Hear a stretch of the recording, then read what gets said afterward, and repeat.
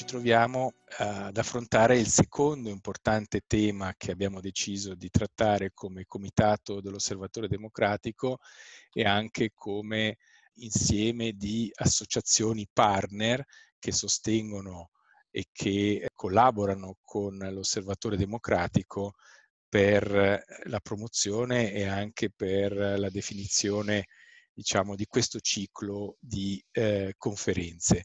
E mi piace ricordare quali siano tutte queste associazioni che hanno aderito in una sorta di rete al nostro invito: l'APSI, l'Associazione Biblica della Svizzera Italiana, ACLI Ticino, Alliance Sud, Caritas Ticino, la Cattedra Rosmini, l'Azione Cattolica, il Centro Culturale L'Incontro, l'Organizzazione Cristiano Sociale Ticinese, OCST, Sacrificio Quaresimale, UCIT, l'Unione Cristiana Imprenditori Ticinesi, la Leponzia Cantonale, che è l'Associazione degli Studenti e dei Professionisti Cattolici Ticinesi, e abbiamo inoltre la fortuna di avere un media partner nel settimanale online, L'Osservatore, che è ha un nome che è quasi come il nostro.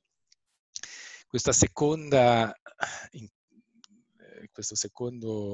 seduta è dedicata alla economia circolare e alla performance economy, di cui il professor Stael è un importante rappresentante, e vorrei citare anche un libro che ha scritto e che è alla base della sua attività, che condensa una serie di importanti concetti e di elementi dell'economia circolare. Si chiama Economia circolare per tutti, concetti base per cittadini, politici e imprese, per i tipi delle edizioni Ambiente 2019.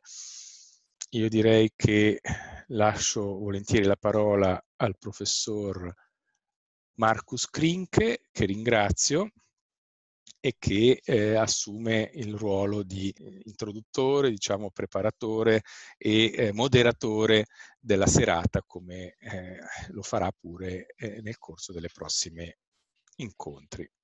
A te, Markus, la parola. Grazie mille Alessandro Simoneschi, Presidente dell'Osservatore Democratico. Benvenuti a tutti quanti che sono tornati, perché stasera è la seconda serata del nostro ciclo di 4 conferenze su nuovi concetti dell'economia che ci prospettano in una nuova direzione di solidarietà universale con tutti, incluso anche l'ambiente. Nuovi modelli di economia che ci in qualche modo chiamano a ripensare il nostro modo di fare di economia in passato. Questo ciclo era già pensato prima dell'emergenza coronavirus, ma è anche chiaro che l'attuale crisi coronavirus è una voce in qualche modo di coscienza in più, una voce anche di urgenza in più a ripensare i nostri concetti. Per questo sono molto contento che per questa seconda sera è con noi il professor Stael, che è praticamente uno degli autori, forse chi ha teoretizzato per primo questo concetto importante dell'economia circolare. Un concetto di cui si parla già da un po' di tempo, ma è particolarmente interessante magari approfondirlo un po'. Per questo dico innanzitutto bienvenue, professeur Stael, cette fois que vous êtes avec nous ici. Nous sommes très contents. Et maintenant, je fais quelques paroles en italien d'introduction et depuis, vous avez la parole pour l'esposizione. L'economia circolare, appunto, che dicevo, è un tema che da qualche tempo se ne parla. 2, 3, 4 anni fa già a Davos, ad esempio, era un tema. Per l'Unione Europea è un tema, si dibatte su questo concetto a vari livelli. E troviamo persino anche un cenno nell'enciclica Laudato Si di Papa Francesco. Nel capitolo 22 leggiamo: il sistema industriale alla fine del ciclo di produzione e di consumo non ha sviluppato la capacità di assorbire e riutilizzare rifiuto e scorie.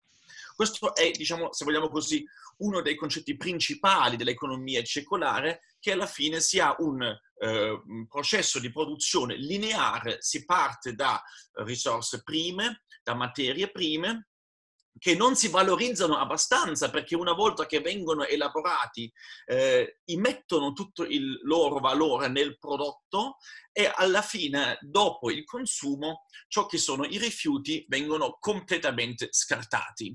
Questo processo di produzione lineare, che deve essere trasformato in un processo più circolare, come vediamo viene già criticato da Papa Francesco 5 anni fa.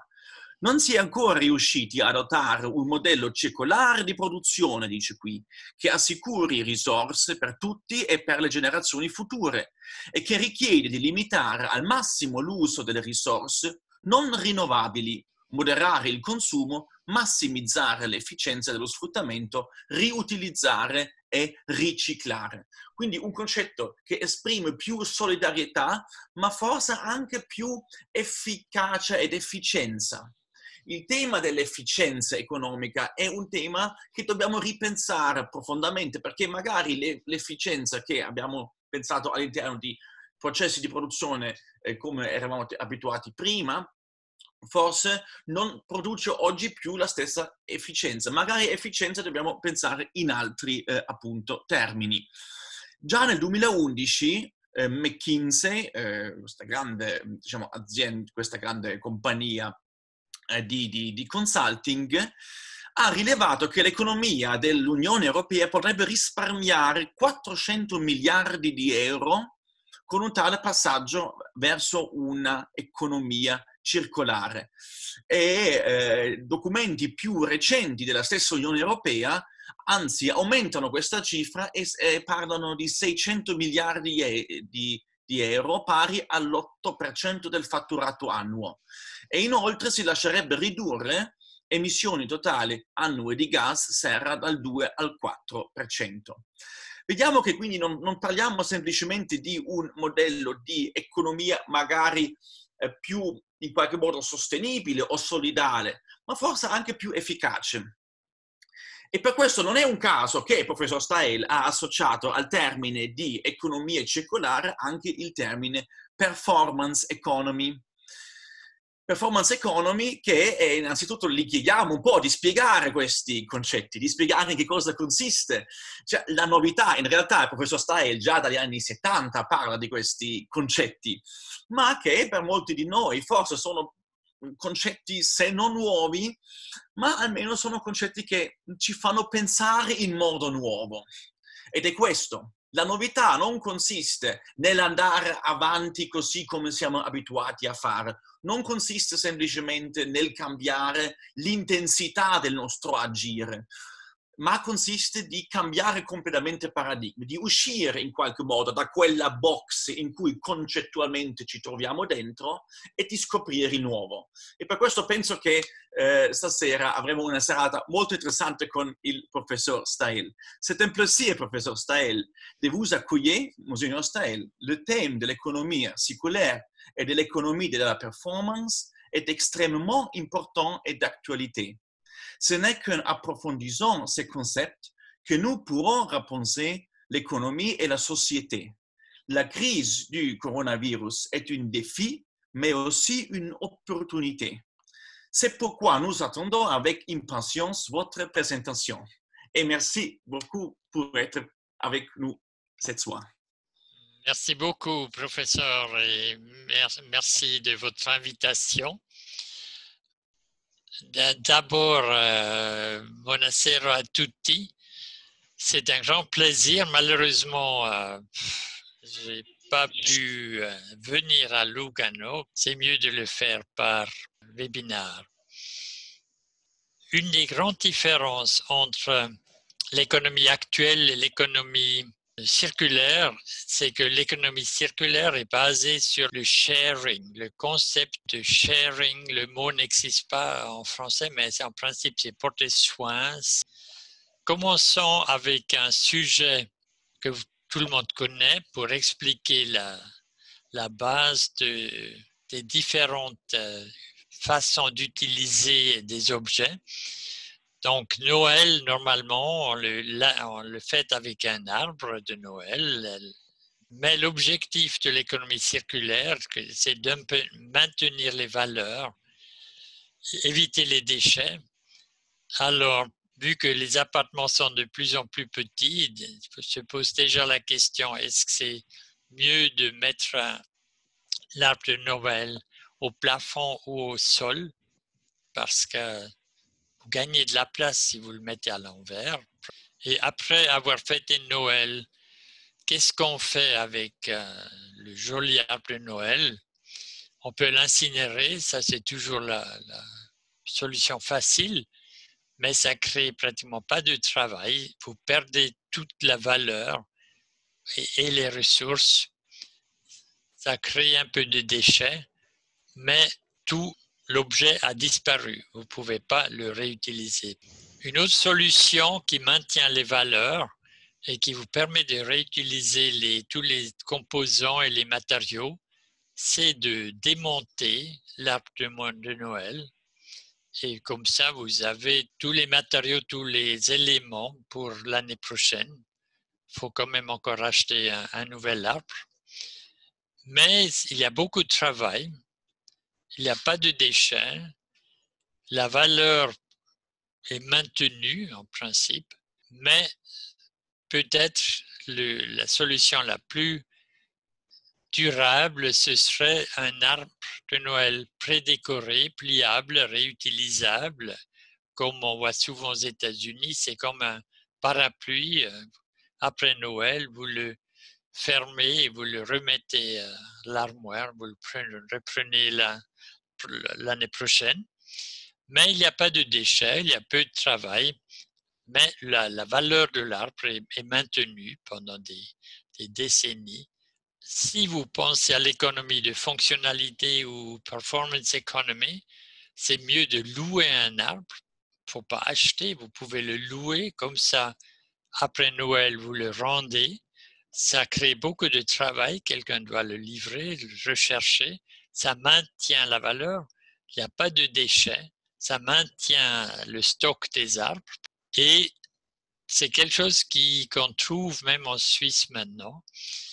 Mais il y a aussi la solution de la société de partage, c'est-à-dire de fêter Noël dans la nature avec d'autres personnes. Donc, partager les émotions, la musique, les lumières, tout ça. Et l'important, c'est parmi toutes ces options, qui décide? C'est vous. C'est le propriétaire utilisateur qui achète ou loue ou partage un Noël dans une forêt. C'est pas un fabricant, c'est pas l'État, c'est votre décision. Et donc, au lieu d'arbre de Noël, vous pouvez maintenant mettre mobilité ou vêtements, et puis vous avez exactement les mêmes options, les mêmes choix. Et de nouveau, c'est malheureusement vous qui faites le bon choix, le mauvais choix. Donc, j'aimerais vous introduire dans 3 économies qui existent aujourd'hui en parallèle. L'économie industrielle linéaire, comme une rivière, l'économie circulaire, comme un lac, ou l'économie de fonctionnalité.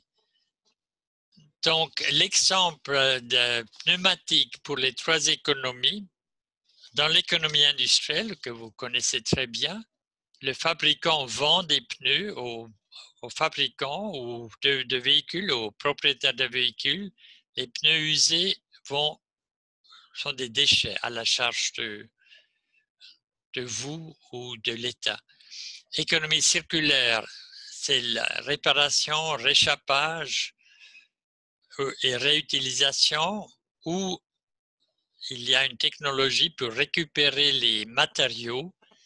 Donc, par exemple, une société en Suisse qui s'appelle Tire Recycling System, TRS, qui récupère le polyuréthane, parce que les pneus sont de longtemps plus faits en caoutchouc, mais en polyuréthane, et l'acier et le carbon black.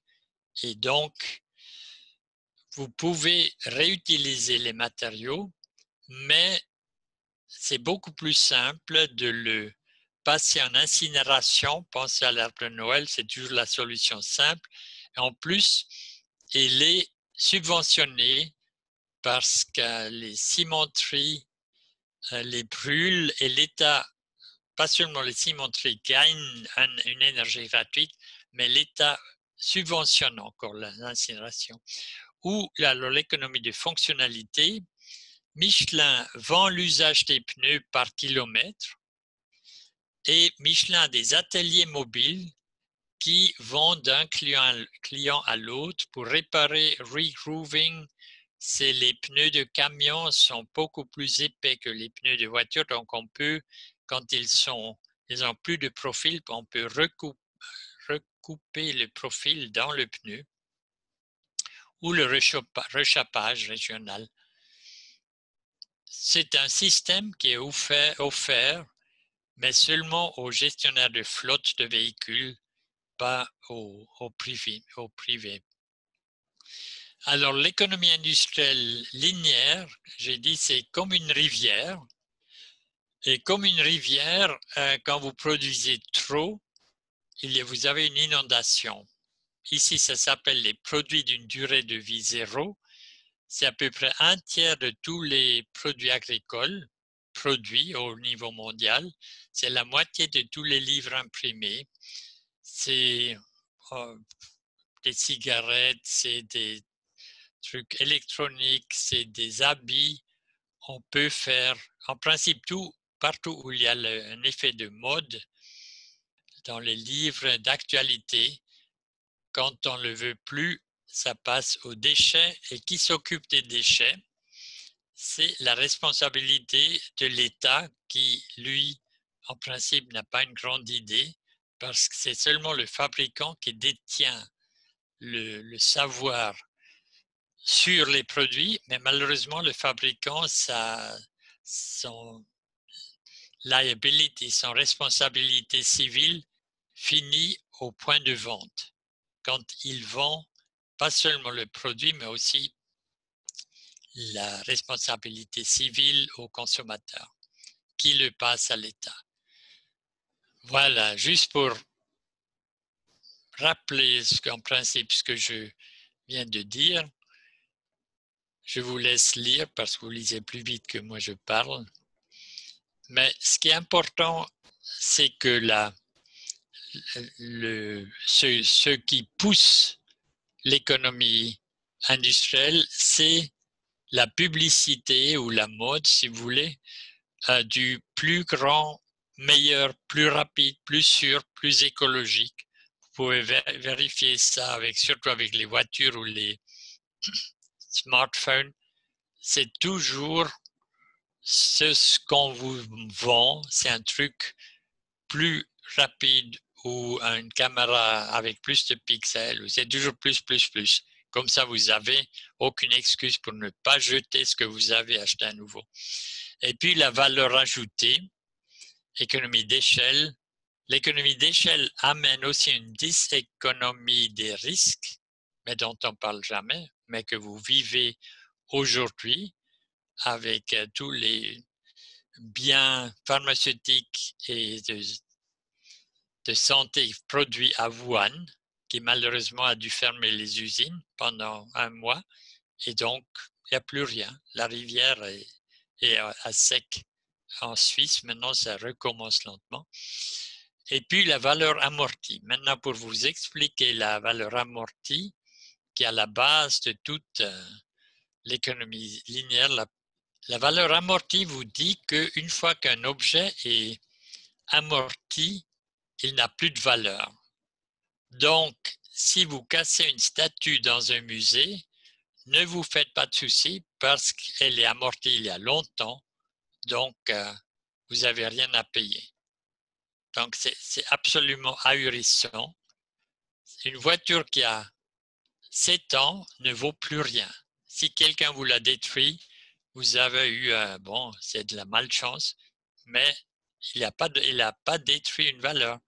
Donc là aussi, il faudrait changer le système de valeur dans l'économie circulaire, vers la valeur d'utilisation. Donc, si dans un accident, votre voiture est détruite, l'assurance du fautif devrait vous donner une voiture de la même qualité, utilité que celle qui vient d'être détruite. Mais ce n'est pas le cas. C'est seulement en Belgique qu'on vous offre, le tribunal vous offre ce choix. Et puis, l'économie industrielle globalisée repose évidemment sur les chaînes de distribution et de vente globales. Donc, elle est très visible et très bruyante par les autoroutes, par les camions avec les logos, avec la publicité, par les centres de commerciaux, les centres logistiques qui prennent beaucoup de place. Le risque caché de l'économie linéaire industrielle, c'est les signes noirs, c'est les événements comme le coronavirus. Et à ce moment-là, tout simplement, on n'a plus de stock. Et puis, votre façon de vivre est terminée. Maintenant, une société circulaire qui gère la quantité, la qualité des stocks ou des capitaux.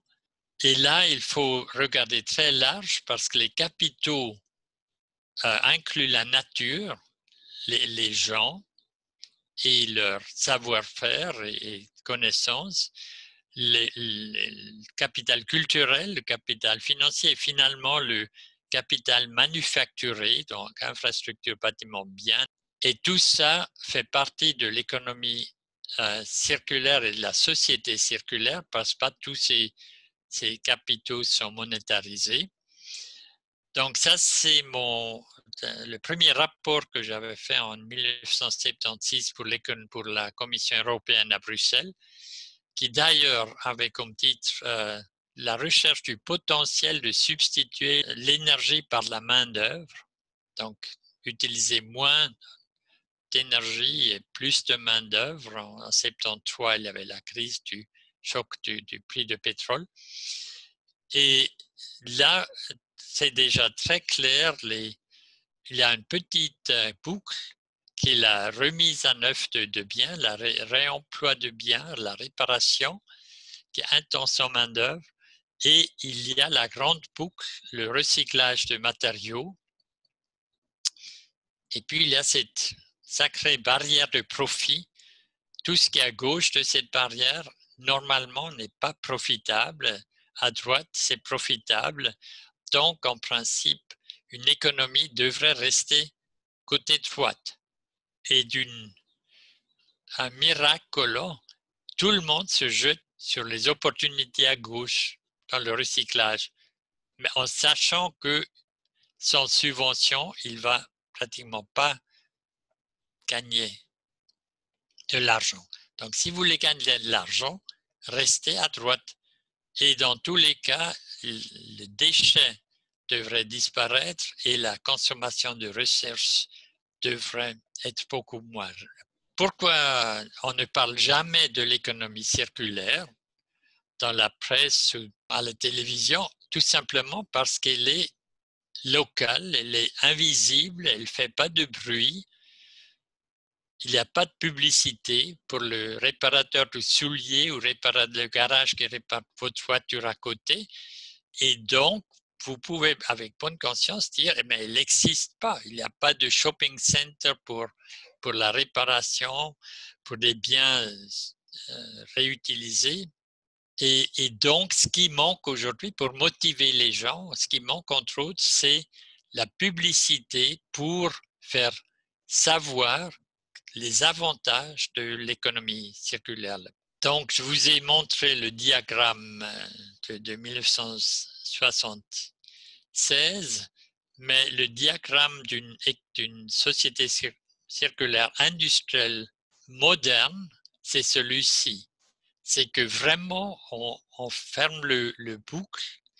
On commence avec le point de vente parce qu'en principe, l'économie circulaire gère maintient les valeurs, les stocks. Donc, on commence avec l'utilisation d'objets, l'ère des R pour réutilisation, réparation, remise en état. Et les objets à la fin de vie, passe dans l'ère de D, la transformation pour récupérer les matières premières, les molécules et les atomes qui peuvent être réutilisés pour la nouvelle production. Et puis, il y a les matériaux composés, un système innovant. Il y a une grande innovation pour améliorer aussi bien le stock présent et la nouvelle production. Par exemple, quand vous mettez une des meilleures vitres ou de meilleure isolation à un bâtiment, vous gardez 80 ou 90% des matériaux et de l'énergie investis dans cet objet. Donc, vous faites des composants innovants pour améliorer le système bâtiment. Maintenant, quel est l'impact si on change de la situation présente à une économie circulaire? Le plus grand impact, c'est sur les gaz à effet de serre. Je vais vous montrer 2 slides. Là, vous voyez pour la Grande-Bretagne, l'économie circulaire, l'économie de fonctionnalité et quelques autres stratégies. Et vous voyez que l'économie circulaire, c'est de loin une des plus importantes, les dietary changes. Donc, si vous changez la façon de vous nourrir, vous mangez plus de viande et devenez végan ou végétarien, ça a pratiquement le même impact. Et lifetime optimization, si vous changez votre style de vie, aussi point de vue voyage et tout ça. Mais ça, c'est l'avantage de l'économie circulaire, c'est qu'on ne dit pas aux gens qu'ils doivent complètement changer leur vie, mais en sachant qu'il y a d'autres stratégies. Alors, si on fait le calcul de l'impact de l'économie circulaire sur la société, vous avez le même effet, mais cette fois-ci calculé par 2 scientifiques suédois utilisant un input-output modèle pour la France, mais ils l'ont calculé pour 7 pays en Europe, c'est toujours le même résultat. Les greenhouse gas, les gaz à effet de serre, seraient réduits de 66%. Il aurait plus d'emplois, il aurait même une balance de commerce positif. Donc, en principe, si on ne le fait pas, on est fou. Les gouvernements qui ne donnent pas des incitations pour ce changement, même si c'est juste pour les effets à gaz à effet de serre et l'emploi, c'est une bêtise, une folie, je ne sais pas quel terme est le bon, mais en tout cas, là, je crois que ces chiffres-là vous montrent qu'on ne va pas perdre dans un changement. Maintenant, l'ère de R, donc de réemploi, réparation, remise en état, elle est basée sur la confiance et une garantie de valeur. Parce que si vous achetez un nouveau bien, par définition, c'est en bonne qualité. Ce n'est pas toujours vrai, mais ça, c'est le mythe de la production, que vous avez toujours un produit de bonne qualité. Pourquoi vous acceptez des billets de banque? Certains billets de banque que vous voyez ici, ils ont plus que 20 ans d'âge et vous l'acceptez quand même au face value, à la valeur initiale. Parce que c'est la Banque nationale qui garantit la valeur. La valeur n'est pas dans le billet, la valeur est dans la garantie de la Banque nationale. Et je ne sais pas si vous vous souvenez de la campagne de Nixon, de Kennedy contre Nixon, dans les années 60. Kennedy est le premier candidat qui n'avait pas fait de publicité pour Kennedy. Il avait fait la publicité pour Nixon avec la feuille que vous voyez à droite. Est-ce que vous achèterez une voiture usée de cette personne? Et tout le monde a voté Kennedy. Donc, l'économie circulaire demande une confiance et ça, c'est un des points faibles si on n'explique pas. Maintenant, qu'est-ce que ça veut dire pour l'économie? Si on utilise, par exemple, une voiture pendant 30 ans, bon, elle existe toujours, elle a 50 ans maintenant, ma Toyota Corona, c'est no Manitoman, j'espère que non. Et puis, après 30 ans, j'ai fait une analyse économique et vous voyez les 3 gâteaux là, après 10 ans, le travail fait 18% et le fabricant reçoit 61%. Après 20 ans, le travail fait un tiers, le fabricant reçoit un tiers. Et après 30 ans, le travail fait 50% de tous les dépenses que j'ai eues en 30 ans et le fabricant ne touche que 23%. Donc, ces chiffres-là vous expliquent pourquoi un fabricant ne va jamais offrir ou promouvoir une utilisation plus longue des biens parce que lui, il perd chaque année une partie.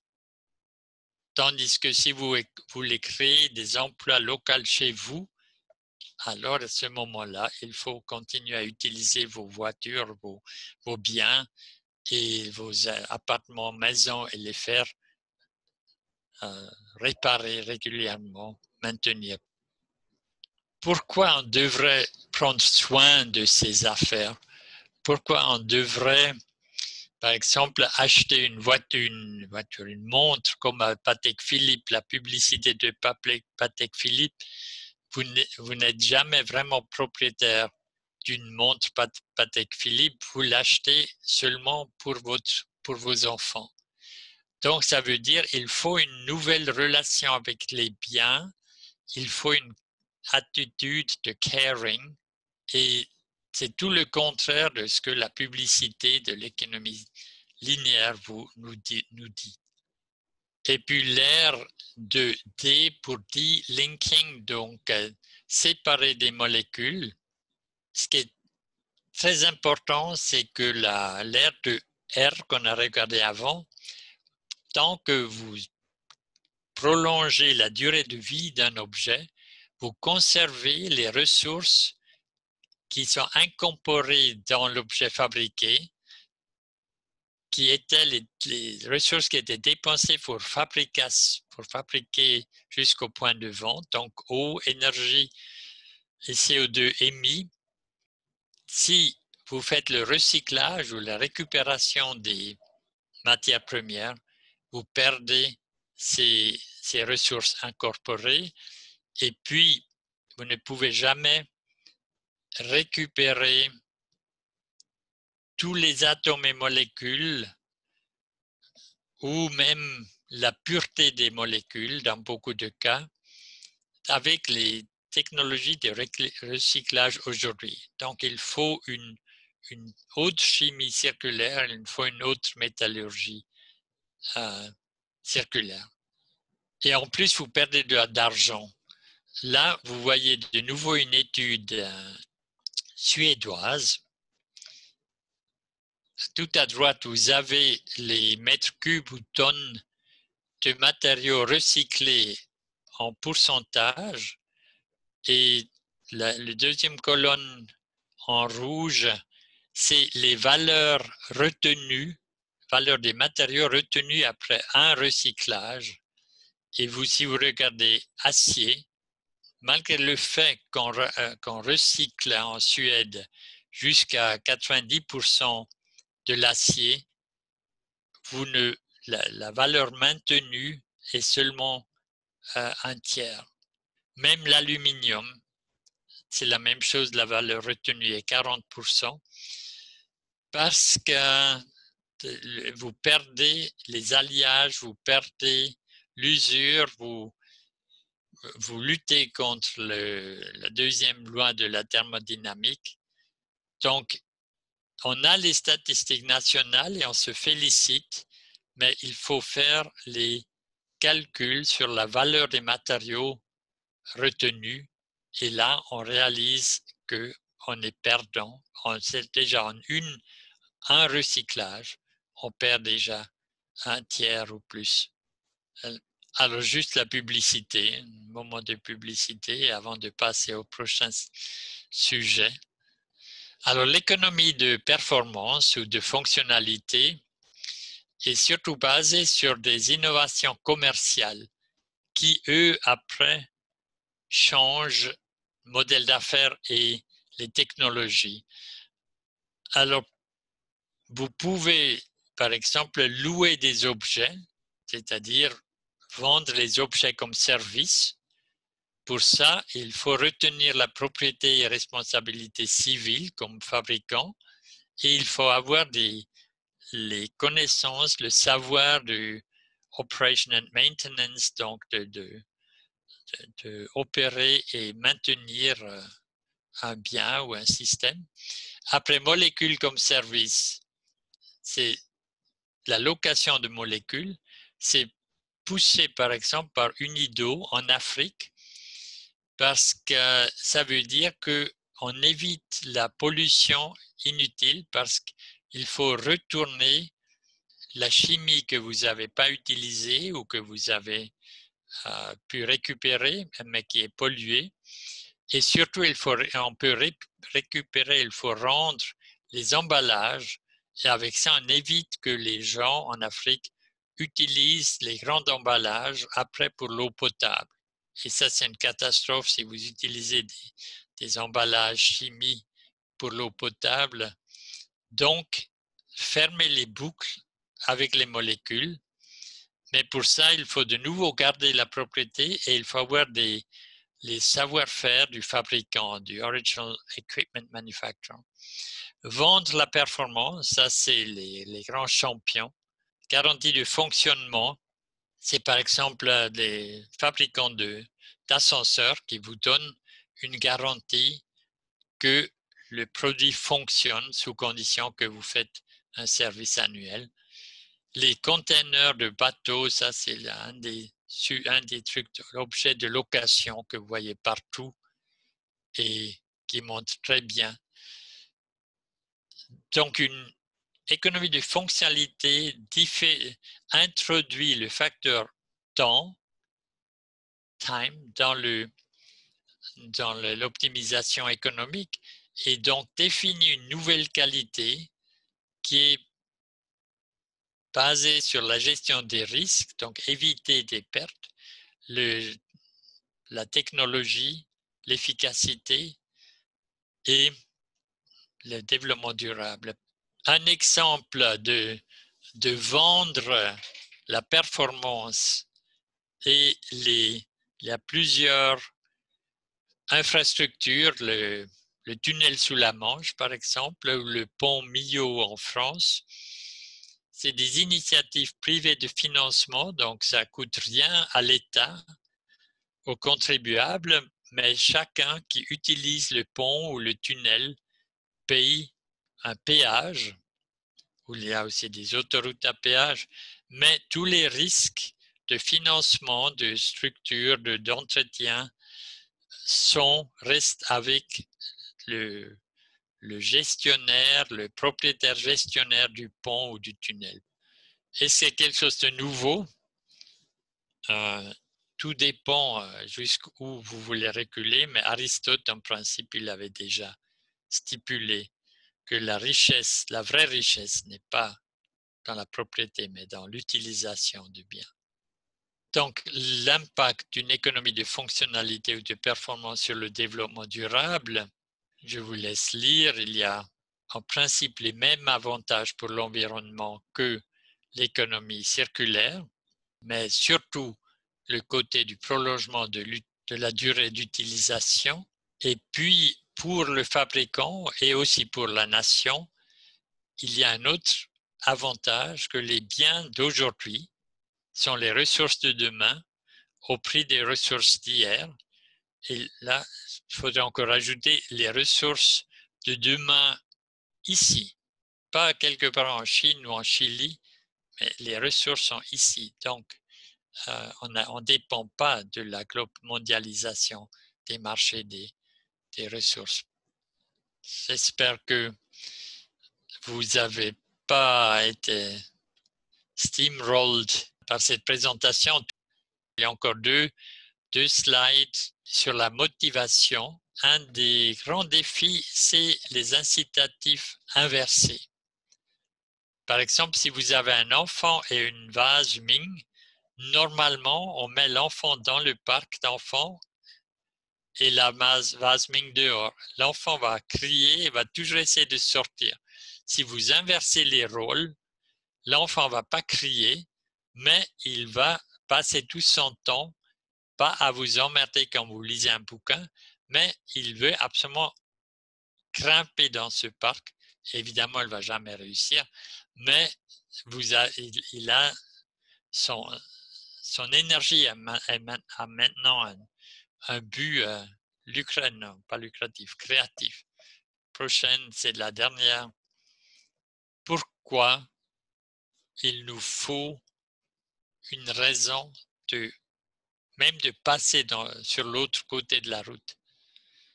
On est toujours figé là où on est et on a peur de l'autre côté, on a peur de l'avenir parce que pour vaincre cette peur, pour motiver les gens de l'économie circulaire, il faut montrer les avantages et la beauté de faire des choses soi-même, de réparer des choses soi-même, de faire réparer dans un répare-café où les gens se retrouvent une fois par mois ou par semaine. Ceux qui ont quelque chose cassé, ceux qui ont les outils et les connaissances pour réparer, et puis on se met ensemble et on répare. Alors, merci beaucoup de votre attention.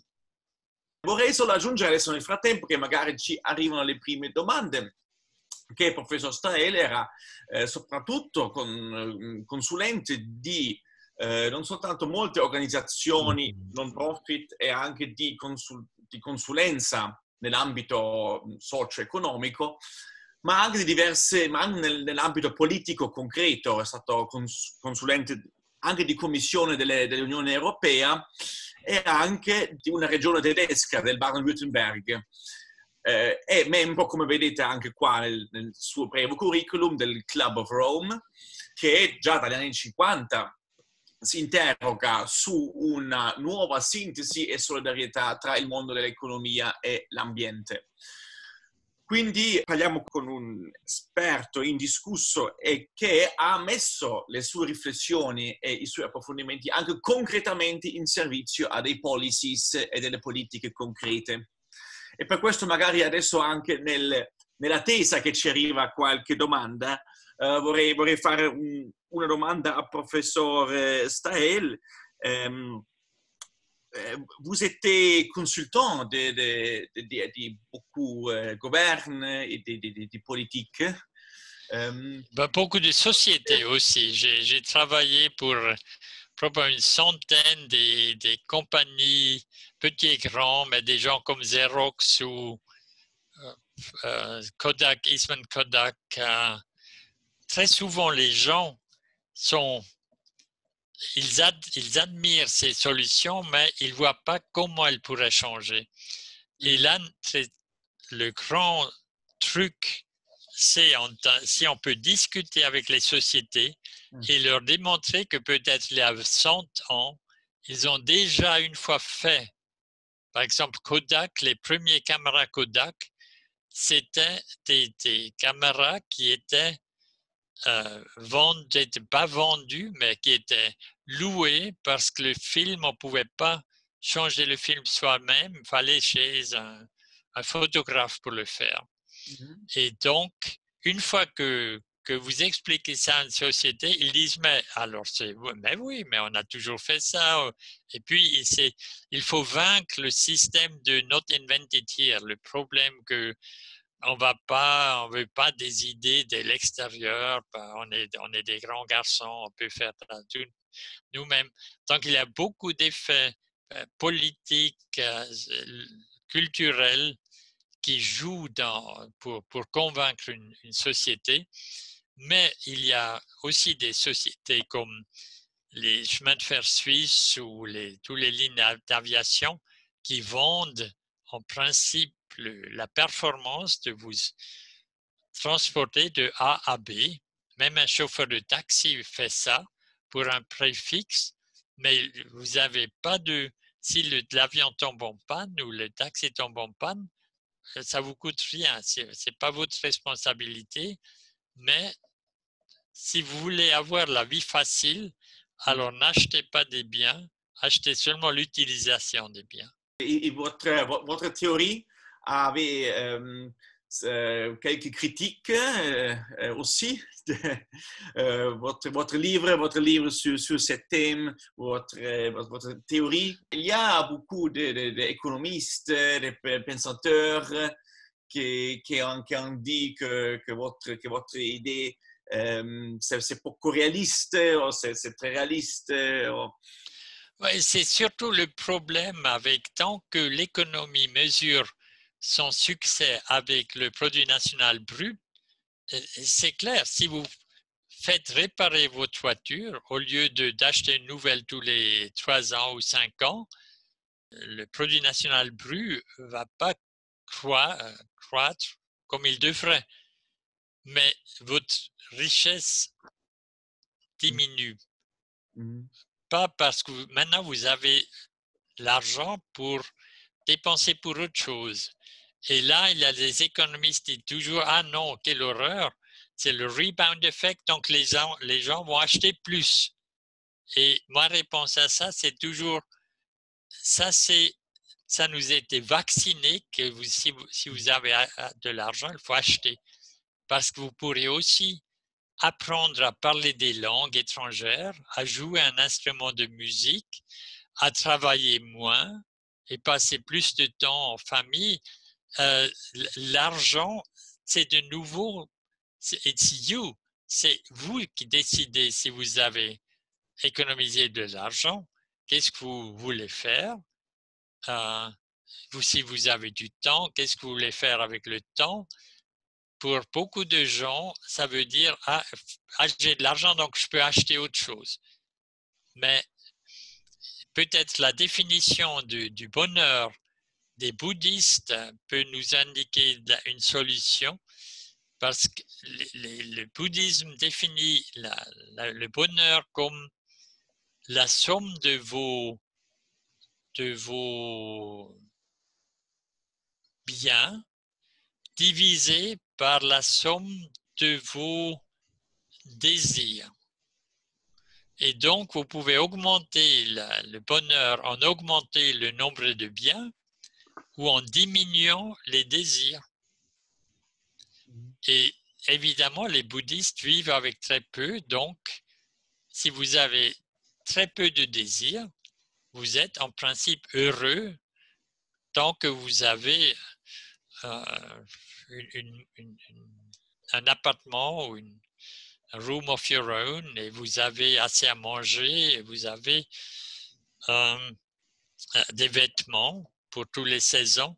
La tragédie aujourd'hui avec COVID-19, c'est que ces choses de base, la sécurité, l'appartement, la nourriture, ça commence à manquer. Je ne sais pas si vous avez vu ces images.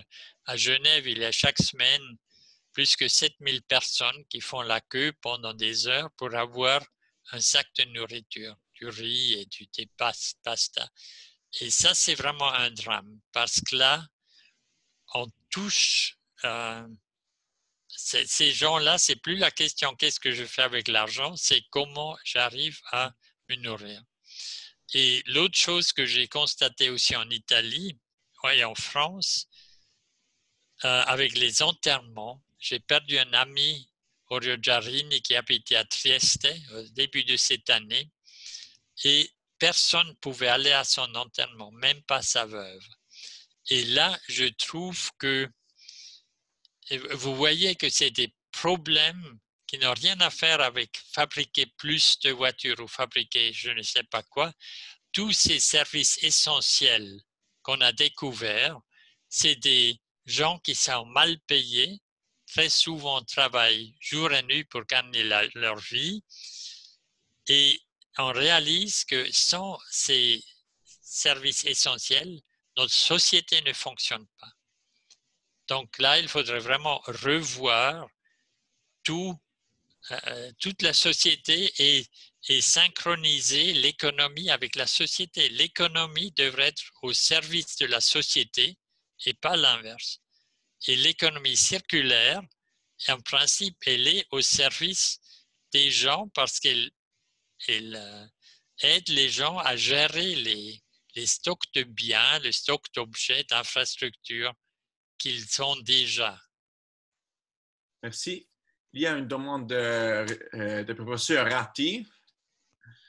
Comment actualisez-vous votre approche en ce moment de crise coronavirus? Comment peut-elle être perçue par les porteurs d'intérêt?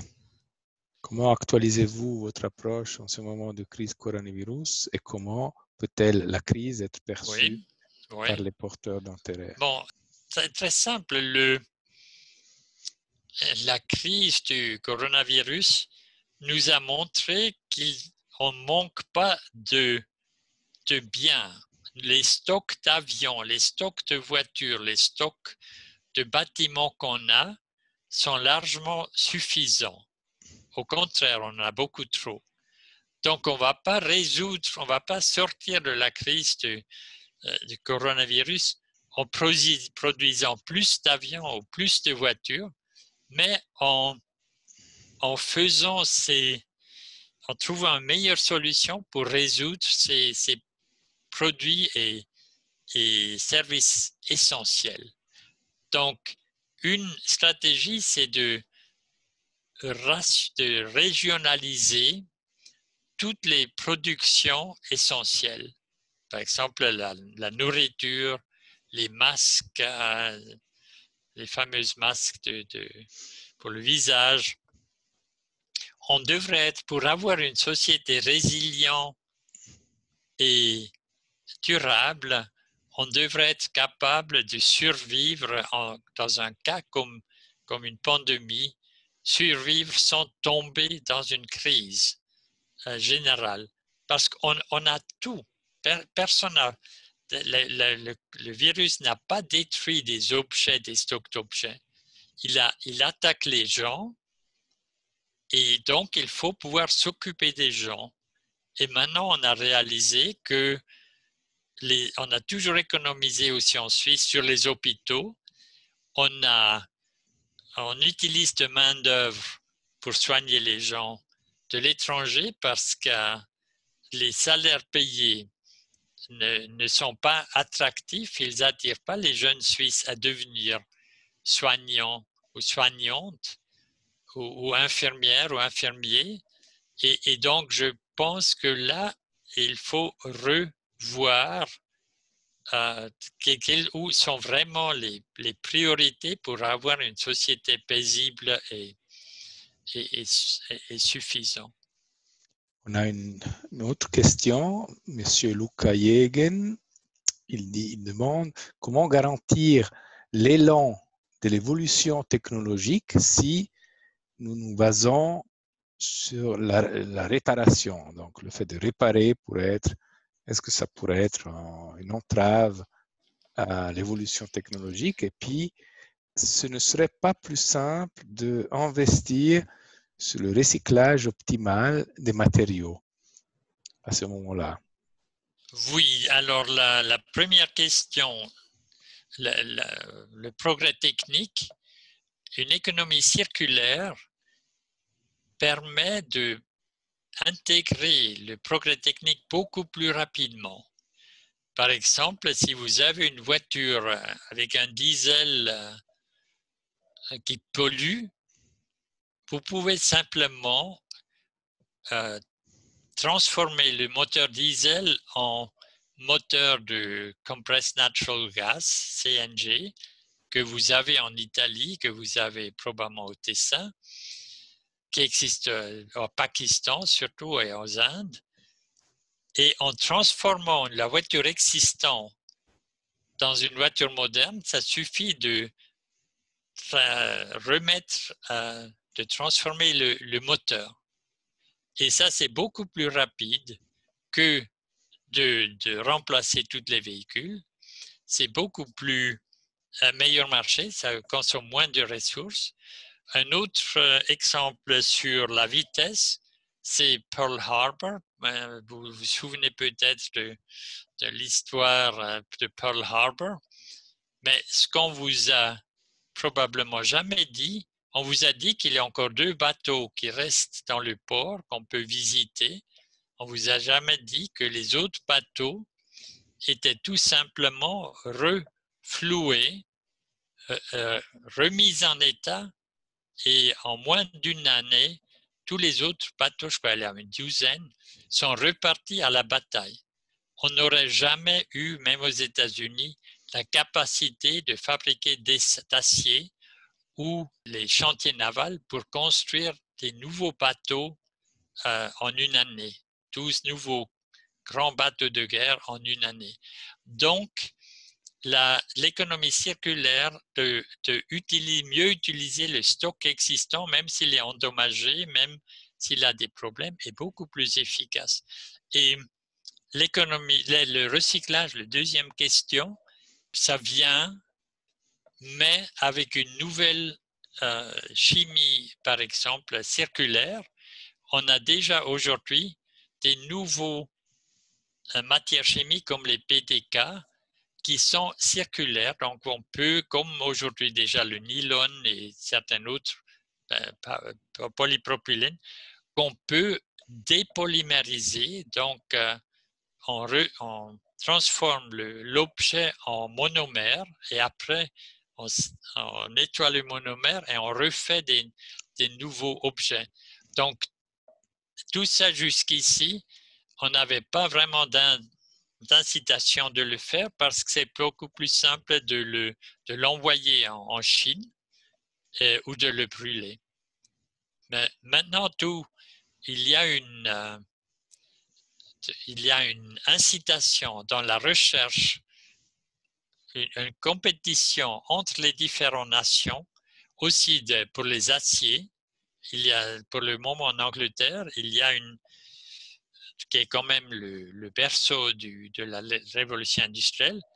Il y a tous les spécialistes de l'acier qui ont décidé mais on peut transformer l'industrie de l'acier en une industrie sans déchets et sans production et émission de CO2. Mais c'est un défi formidable, mais on peut le faire. Donc, on peut même transformer la fin de vie, les matériaux, pas en recyclage, mais vraiment en réutilisation des molécules et des atomes. Merci pour cette réponse. On a une autre question de M. Piercarlo Felicani. Il dit, dans votre exposé, vous soulignez l'importance d'un changement de paradigme, mais comment y arriver? J'ai remarqué dans votre exposé l'absence du rôle de l'État. En effet, ce que vous indiquez devrait faire partie d'un projet démocratique. Joseph Stiglitz a bien démontré pourquoi on n'arrive pas à développer une politique économique qui vise au long terme. Comment voyez-vous la réalisation de ce changement qui suppose la participation de plusieurs sujets déterminants? Alors, il y a une dizaine d'années, j'ai écrit un article pour la Royal Society à Londres sur qu'il ne faudrait plus mettre des impôts sur le travail, mais il faut mettre les impôts sur les déchets ou les ressources non renouvelables parce que l'homme, le travail humain, c'est une ressource renouvelable comme les arbres, comme l'énergie solaire. Et il faut taxer les choses qu'on ne veut pas. On veut créer des postes. Maintenant, pour moi, c'était aussi farfelu comme idée, la réception de l'idée qu'il y a 40 ans, l'idée de substituer l'énergie par la main-d'œuvre. Mais j'ai été très étonné en février cette année, il y avait une grande conférence à Bruxelles, Europe Tax Day, Et il y a des gens de l'Union européenne et du ministère de Finances français et belge qui ont repris cette idée et qui ont dit qu'il faut absolument arrêter de taxer la main-d'œuvre. Parce qu'aujourd'hui, vous avez à peu près 50% du salaire qui partent dans les pays de l'Union européenne, qui partent en impôts. Donc, si vous éliminez ce problème-là, les gens, soit ils coûtent la moitié moins cher, soit ils ont double le salaire, ça faut encore voir. Mais en tout cas, tous les travaux de caring, prendre soin des forêts, de la culture, des gens dans les hôpitaux, d'une façon générale, les écoles, tous ces travaux-là, maintenant, seront moins chers. Et j'étais étonné que aujourd'hui, il y a une acceptation de cette idée de ne plus taxer la main-d'œuvre dans l'avenir. Et par exemple, la France a déjà commencé à, ils n'ont pas encore levé la taxe sur la main-d'œuvre, mais ils ont déjà commencé à taxer les GAFA, les Google, Amazon, Facebook, qui jusqu'ici ne payent pratiquement pas d'impôts.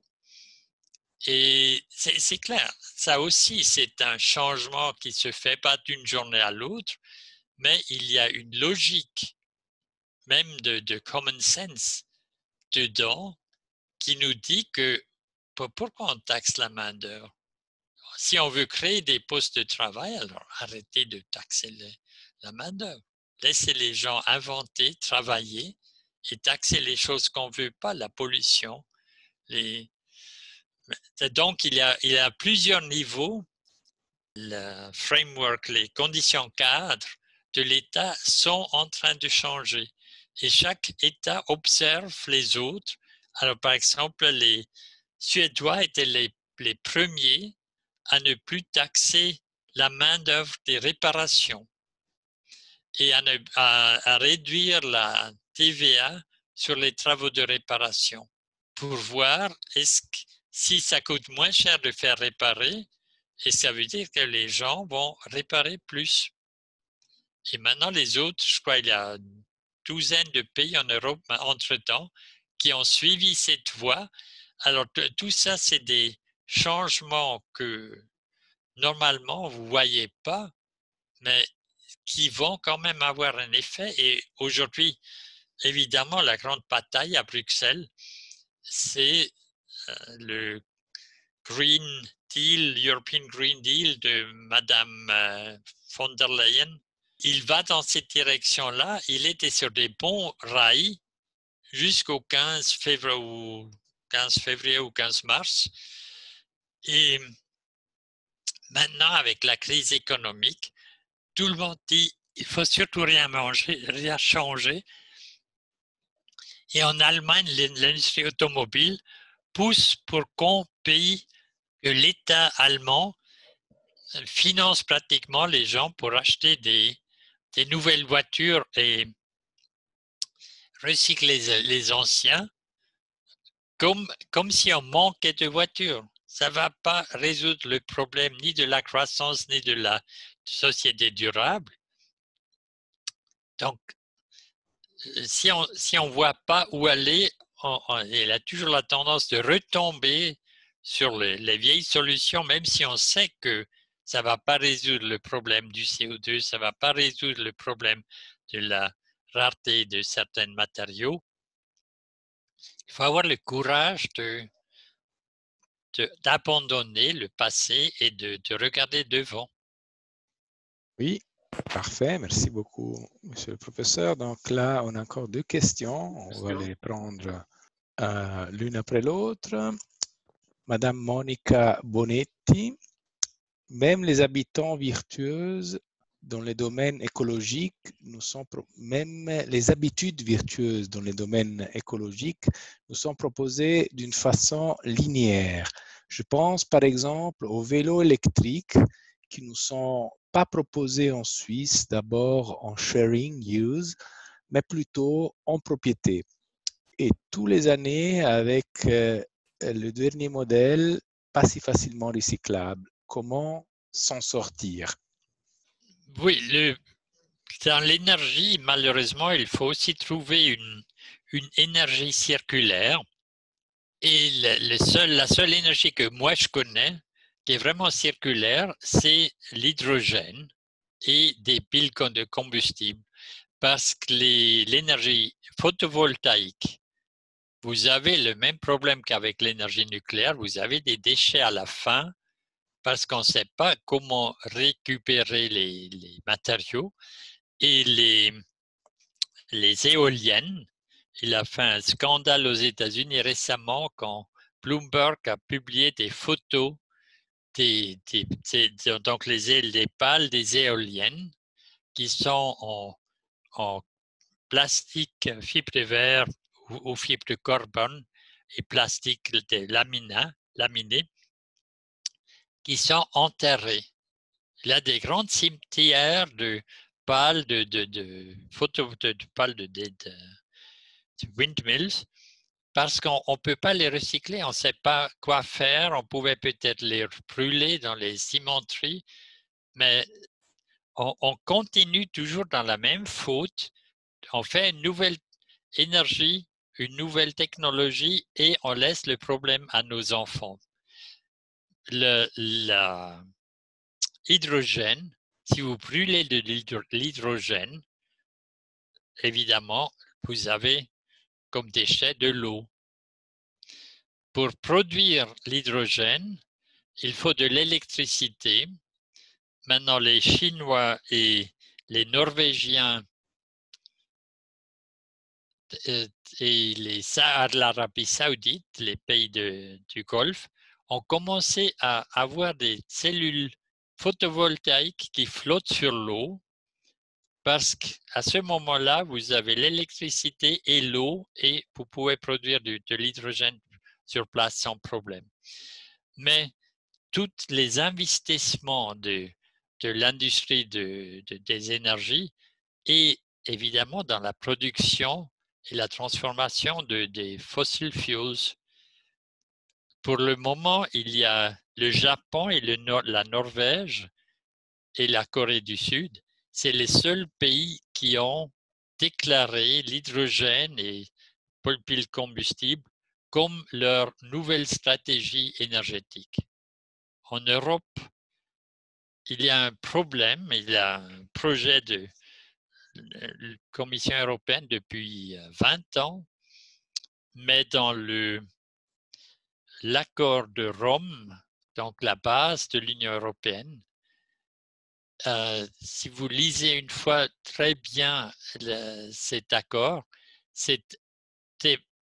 dès le début, c'était exclu que la Commission à Bruxelles fasse des recherches stratégiques. La stratégie de recherche et de technologie est réservée aux pays membres. Et évidemment, avec ça, on ne va jamais se mettre d'accord sur donc on reste avec ce qu'on a. Parce que finalement, on va très bien avec ce qu'on a, même si c'est mauvais pour le climat. Tandis qu'un pays comme la Chine ou le Japon, vous avez un gouvernement qui peut décider, bon, on change. Aux États-Unis, on pouvait aussi, mais là, vous avez le problème que le président est marié avec le fracking, avec le pétrole, et donc ça ne va pas changer grand-chose. S'il n'y a pas des autres questions, il y a une question. C'est la dernière. Alexandre qui oui, alors, il y a... Vous avez dit... Oui. Professeur Steyer, vous avez dit, la dernière question, vous avez dit que l'économie séculaire est cachée. Elle n'est pas annoncée. Est-ce que parce que ceux qui travaillent dans l'économie séculaire ne sont pas suffisamment communicatifs ou parce que l'économie linéaire communique mieux? Oui, non, en principe, c'est parce que l'économie circulaire, c'est surtout des PME, petites et moyennes entreprises, c'est une économie locale. Donc, vous avez dans chaque village, vous avez probablement un électricien, un garage qui est réparé les voitures, mais ces gens il n'y a pas quelqu'un qui le représente, même au gouvernement, même dans les statistiques nationales. L'économie circulaire n'existe pas comme telle. Et donc, l'économie circulaire n'a pas de lobby. Et donc, à l'école, il n'y a personne qui enseigne l'économie circulaire. Et donc, c'est seulement quand les étudiants arrivent, les jeunes gens arrivent à l'université que peut-être ils sont confrontés avec ça. Et c'est la raison pourquoi j'ai, par exemple, commencé même dans les écoles, les gymnases, mais même dans les écoles primaires, j'ai commencé à donner des cours. Parce qu'il ne faut pas s'étonner que si personne ne la connaît, que personne après cherche à la développer. Moi, j'ai une question concernant, justement, vous avez parlé du rôle de l'État et vous avez surtout parlé du volet des impôts. Donc c'est les impôts comme élément pour changer des comportements et pour faire en sorte que l'économie circulaire puisse être positivement appréciée. Vous pensez, est-ce que l'État doit faire plus? On a parlé avant du European Green Deal qui prévoyait justement des investissements aussi. Est-ce que là, l'État, avec l'économie, peut changer certains éléments, pas forcer, mais faire en sorte que les entreprises puissent effectivement commencer à développer et être actives dans des services de location, par exemple, ou bien au niveau local, j'ai vu des tools, libraries qui se répartissent justement. Est-ce que l'État ne devrait pas aussi promouvoir activement ce type de formes d'économie? Bon, l'État, il a une très grande influence. Il peut avoir une très grande influence sur l'économie circulaire ou linéaire parce que les public procurement, les achats publics en forme d'infrastructures ou bâtiments ou objets font à peu près un tiers du produit national brut, soit par achat direct, soit par subvention. Donc, si l'État commence, et ça c'est une des stratégies maintenant à Bruxelles, si l'État commence à acheter des choses usées, usagées, bien entretenues, ou du leasing, de location de tapis ou location de meubles d'école, par exemple, pour 20 ans, avec une garantie que celui qui livre doit aussi l'entretenir, doit le nettoyer, et tout ça, c'est inclus dans le prix global par année. Là, immédiatement, les entreprises commenceraient à s'intéresser et à changer.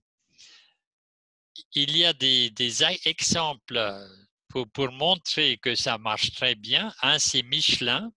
Je vous ai montré les pneus de Michelin. Maintenant, pour les camions, ils sont vendus par usage et par 100 km et pas par pneu.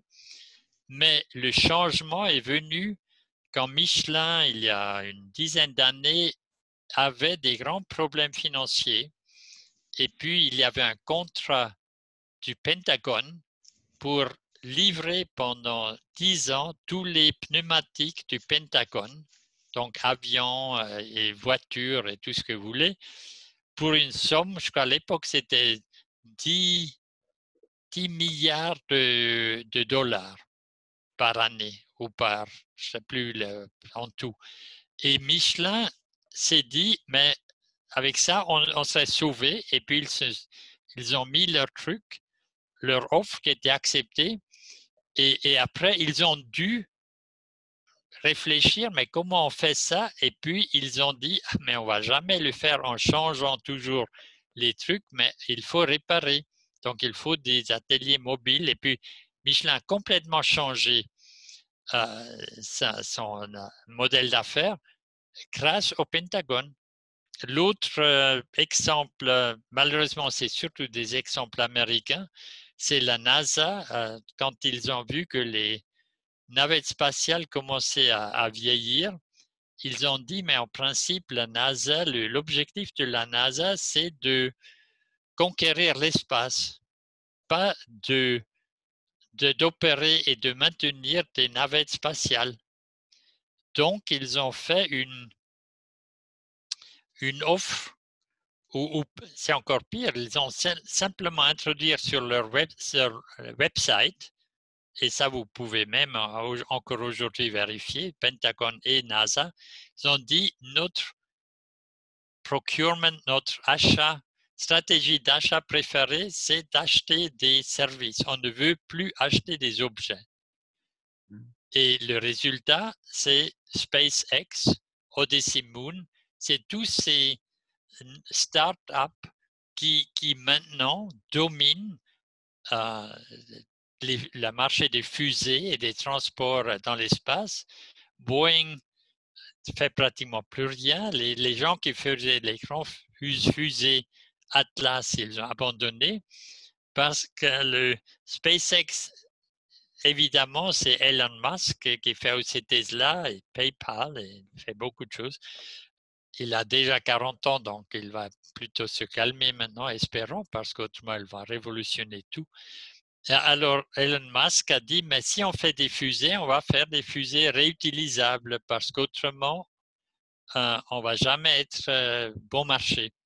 Et la fameuse Falcon 9, que vous avez peut-être déjà vu des photos, c'est la première fusée qui atterrit de la même façon comme elle est partie. Elle atterrit sur le moteur de la réaction, au même endroit où elle est partie, et donc elle peut être remise en état, contrôlée, et puis repartir. Donc, si l'État ne dit plus quel type de produit avec quelle spécification besoin, mais quel est son besoin, et après il achète le service pour remplir ce besoin, la créativité va aussi en Europe va immédiatement aller dans tous les sens, parce que maintenant si on trouve la meilleure solution, on a un grand marché. Donc, l'État a plusieurs rôles à faire, mais une des rôles, c'est vraiment de stimuler l'innovation en disant on achète des solutions, on n'achète pas de produits. Et c'est encore pire parce que très souvent dans les achats de l'État, c'est même aujourd'hui stipulé que l'État ne peut acheter que des produits neufs. Il ne peut pas acheter des produits second-hand. Et en plus, il doit toujours acheter les produits les meilleurs marchés. Donc, par exemple, si vous prenez des chaises d'école ou des chaises de bureau, ça veut dire que l'État ne va jamais acheter des chaises qui sont garanties pour 20 ans parce qu'ils coûtent évidemment plus cher qu'une chaise qui est garantie pour 2 ans. Donc, là, il y a toutes ces conditions d'achat qu'il faudrait revoir pour ne pas exclure l'économie circulaire.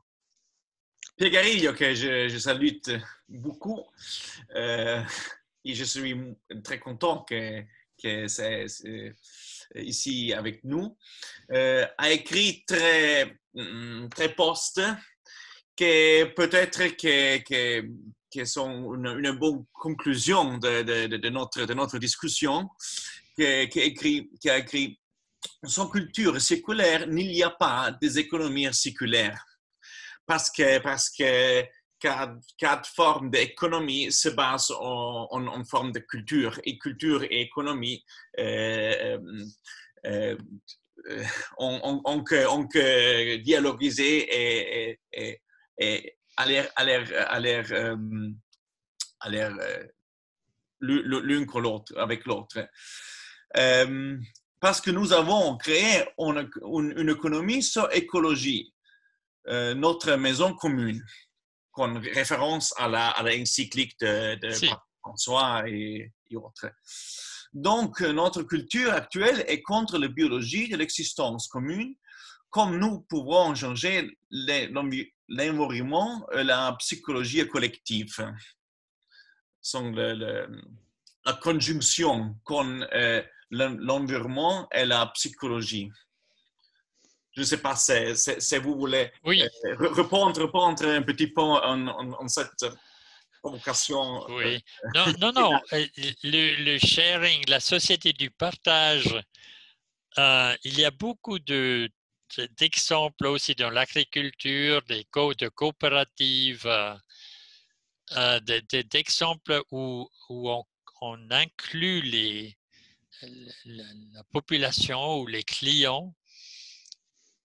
Je reviens sur la confiance. Ça fonctionne toujours quand les gens se connaissent. Donc, au début de la mobilité, il y a 30 ans, c'était des coopératives et donc tout le monde connaissait tout le monde. Il n'y avait pas d'abus, il n'y avait pas de vandalisme. La dernière initiative à Paris, le Autolib, qui était génial, c'était des petites voitures électriques qu'on pouvait louer au coin de rue et laisser. Et ça a très bien marché point de vue de technique. C'était des voitures, électriques, de Pininfarina d'ailleurs. Mais les gens ont commencé à...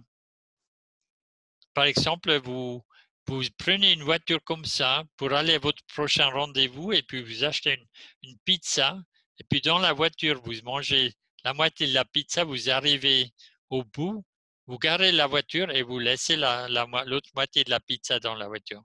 Et donc, vous avez un petit accident, on s'en fiche. Donc, après quelques années, les voitures, plus personne voulait louer ces voitures parce qu'ils étaient vraiment plus attractifs, sales, tout ce qu'on veut. Mais ce n'était pas la faute technique, c'était la faute sociale, de culture. Et donc, moi, je suis absolument, il y a des bons exemples de partage d'objets ou d'infrastructures, mais il faut absolument que chacun soit responsabilisé, qu'il peut tuer le système s'il ne joue pas le jeu. Et évidemment, c'est le shaming.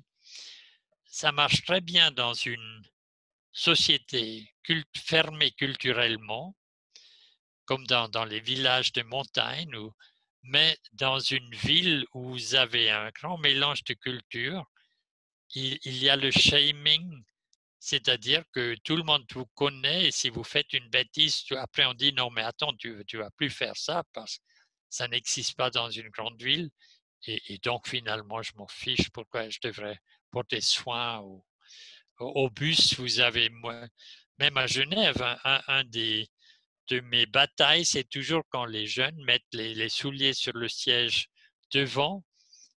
Moi, je fais toujours une remarque, je dis enlève tes souliers. Et puis, normalement, on me dit, mais ça ne vous regarde pas, ce n'est pas votre tram. Et malheureusement, là, je suis mieux informé qu'eux parce que je dis toujours, mais moi, je paye des impôts, donc c'est moi qui ai payé le tram. Toi, tu ne payes pas d'impôts, pas encore. Donc, c'est ma propriété, c'est moi qui décide. Et puis les gens, ils disent, mais il est fou le mec, non.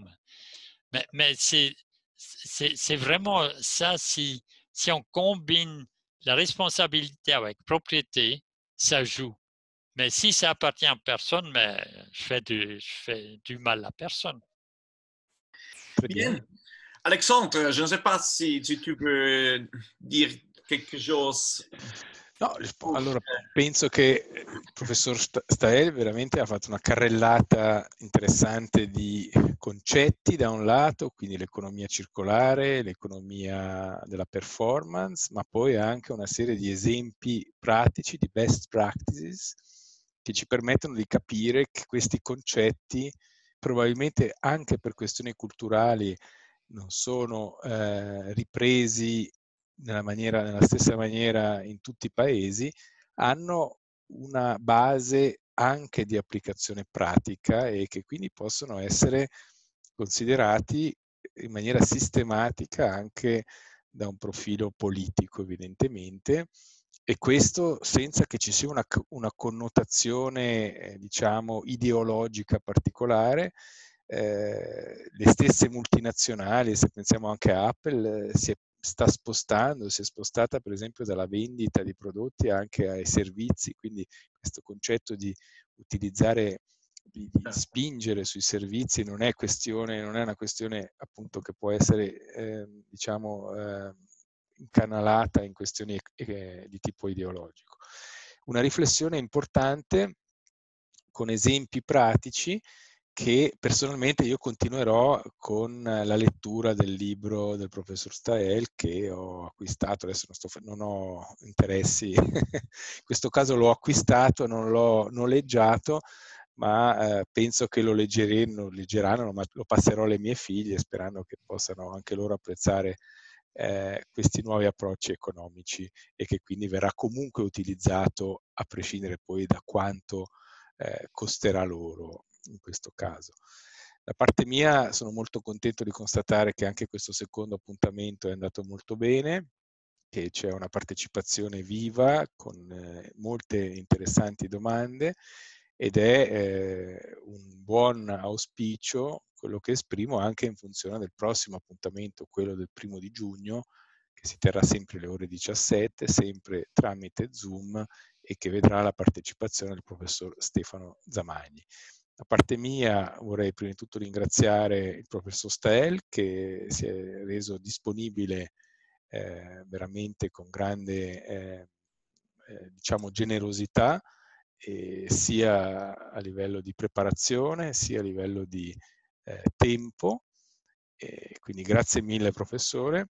E ringrazio anche chiaramente Marcus Krinke che come sapete segue questo ciclo di conferenze che durerà 3 anni, quindi l'abbiamo accalappiato per almeno 3 anni, tra virgolette, a parte il fatto che fa parte del comitato dell'Osservatore Democratico e quindi lo vedremo e spero poterlo appunto ospitare ancora l'anno prossimo quando parleremo delle best practices degli imprenditori e del ruolo anche della società civile e poi nel 2022 quando parleremo appunto delle politiche che possono essere messe in campo e questa sera abbiamo sentito degli spunti molto interessanti sia per l'anno prossimo, quindi per quanto di buono c'è già a livello di imprenditori e anche di grandi e importanti imprenditori di multinazionali e anche a livello di politiche che lo Stato può mettere in campo per favorire queste economie. Da parte mia